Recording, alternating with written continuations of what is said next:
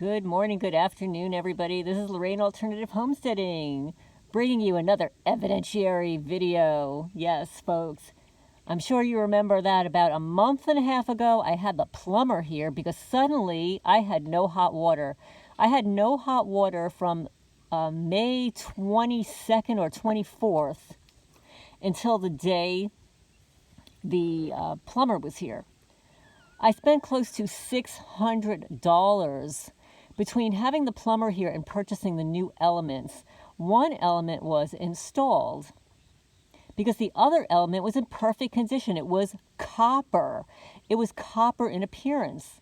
Well, lo and behold, a month and a half later, this is element number 2 that had to be replaced. Check it out. And for the guy out there who does this for a living, I hope you see this video. In a month and a half, my copper element went from being totally copper to looking like this. This is a tankless water heater element. Totally corroded. I mean, we all know that the military and the gang stalkers have the weaponry to corrode and rot and rust anything with their weapons.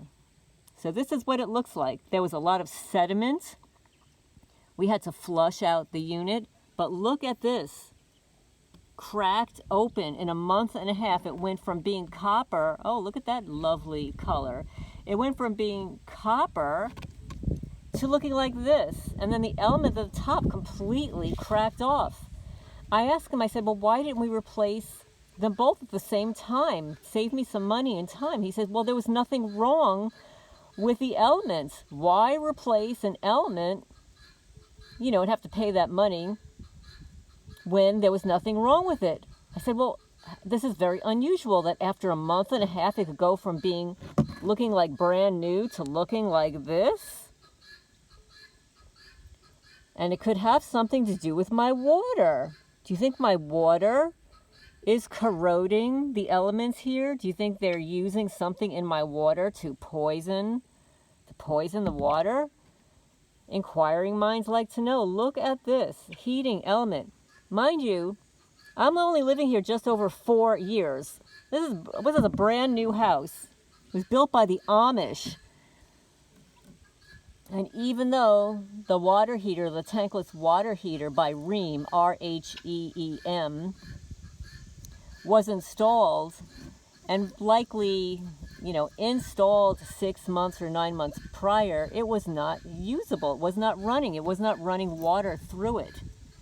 But I want you to see, my finger fits right in there, folks, my fingernail. And look at this. It looks like it was sliced. In a month and a half, it went from being copper to looking like this. Yeah. It was very difficult to remove because the top portion cracked off. But this is what it looks like. Let me see if I can get a better angle here. Look. Is that amazing? So today's visit cost me another $275. With the amount of money that I spent so far, I could have purchased a new water heater. That's right, I could have purchased a new water heater.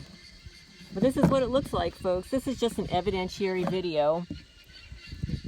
Does anybody else out there have a tankless water heater by Rheem? And if you do, how long did it last? When did you have to replace your heating elements? Did you replace them both at the same time or one at a time? And when you replace them, did they look like this?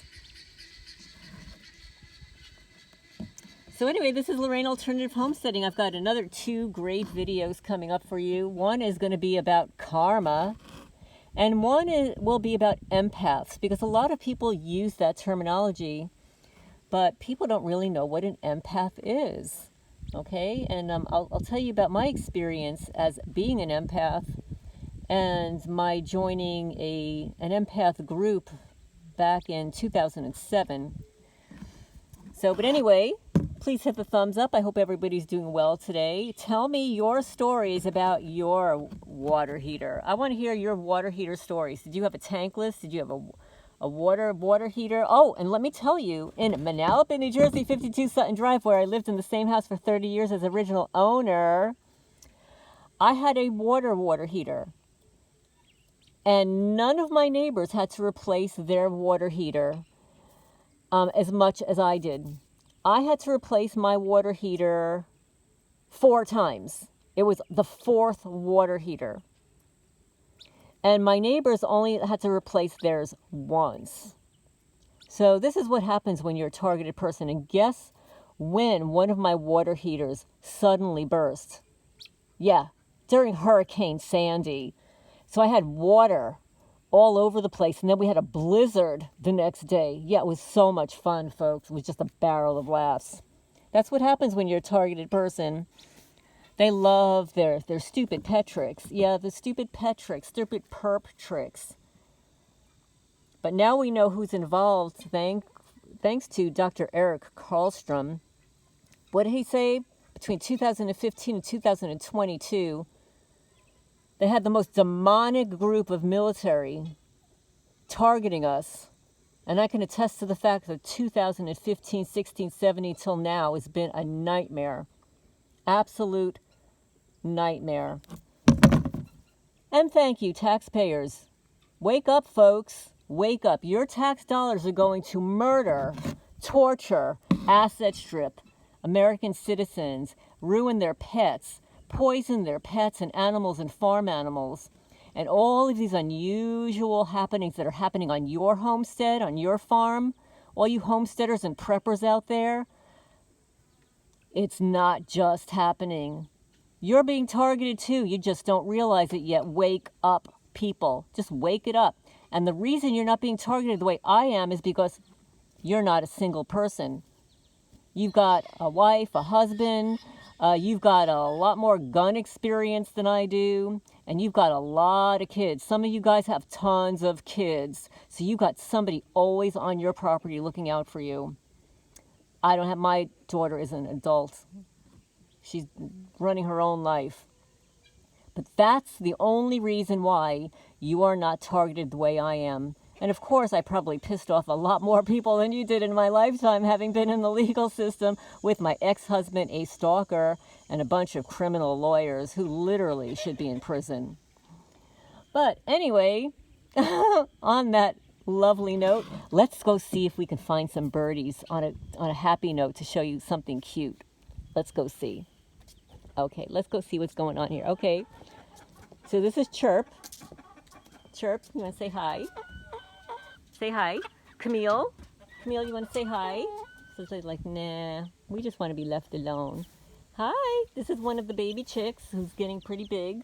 I don't have names for them yet. I should, because they're all different colors, so they'll be easy to tell them apart, except for the white ones. They all kind of look the same, folks. And look at the baby chicks, how big they're getting. And this is Trey Gowdy. I call him Trey Trey. And everybody knows Henry. All right. Henry gets laid more than any man I've ever known in my life. Let me tell you. If I could put a little camera around his neck, that would be, I would probably go viral in the videos. If we could put a camera around Henry's neck and see how many times a day he does it. Henry, you want to tell us how many times? Yeah. So here's some baby chickies. Here's some baby chicks. They're so cute. Hi guys. How's everybody? Oh, look, we've got one in the coopy here. Oh, we've got a whole bunch sitting inside. Let's see. They're so cute.